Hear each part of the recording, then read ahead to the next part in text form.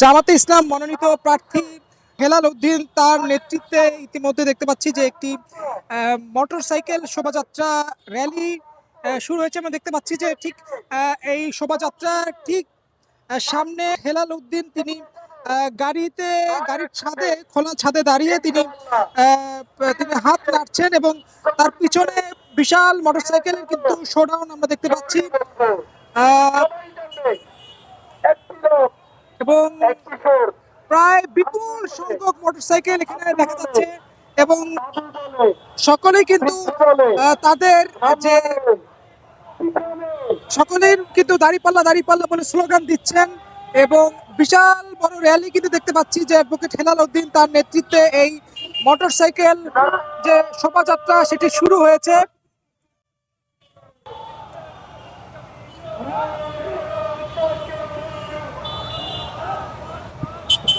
দর্শক একটু জানিয়ে রাখতে চাই এই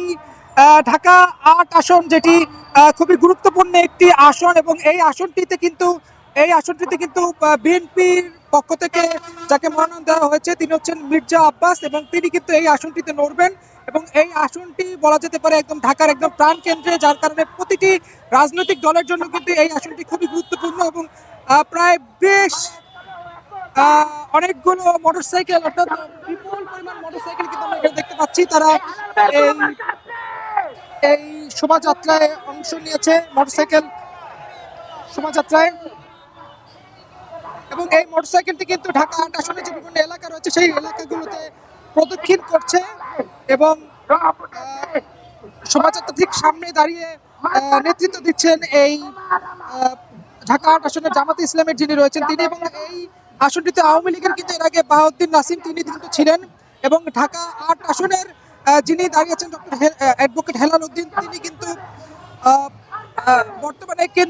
জামাতে ইসলামের যে কেন্দ্রীয় পরিষদ সেই কেন্দ্রীয় পরিষদের সদস্য এবং ঢাকা মহানগর দক্ষিণের নায়েবে আমির। এবং এই ঢাকা ৮ আসনটি হাতের ঝিল, শাহবাগ, রমনা, পল্টন ও শাহজাহানপুর জুড়ে কিন্তু বিস্তৃত এই আসনটি এবং সকলের হাতে কিন্তু দেখতে পাচ্ছি যে বাংলাদেশের এবং দাঁড়িপাল্লার তাদের যে লোগো তাদের যে দাঁড়িপাল্লার যেটি রয়েছে সেটি সম্মিলিত কিন্তু তাদের হাতে, সকলের হাতে কিন্তু একটি করে পতাকা দেখা যাচ্ছে এবং সকলেই মোটরসাইকেলের পিছনে একজন বসেছেন এবং একজন মোটরসাইকেল চালাচ্ছেন। এবং ঢাকার যেসব আসনগুলো রয়েছে, যেসব আসনগুলোতে জামাতে ইসলামের যারা দাঁড়িয়েছেন প্রত্যেকটি আসনে কিন্তু এরকম ভাবে মোটরসাইকেল র্যালি দেখা যাচ্ছে এবং